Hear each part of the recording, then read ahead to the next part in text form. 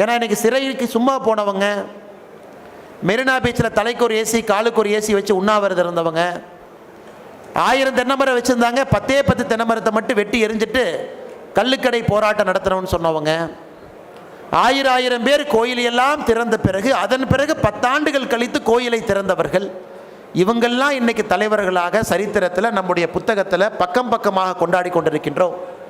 ஆனால் இந்த மனிதனுடைய வயசை வச்சு பாருங்கள், எந்த வயசில் பிறந்தார், எந்த வயசில் கல்லூரியிலிருந்து தூக்கி எறியப்பட்டார், எந்த வயசில் ICS அதிகாரியாக பணி நியமனம் கிடைத்தது, எந்த வயசில் வேண்டான்னு சொன்னார், எந்த வயசில் ஒரு அரசியல் கட்சியில் ஜாயின் பண்ணுறாரு, 20 ஆண்டுகளில் 6 ஆண்டுகள் சிறையில் இருந்திருக்காங்க.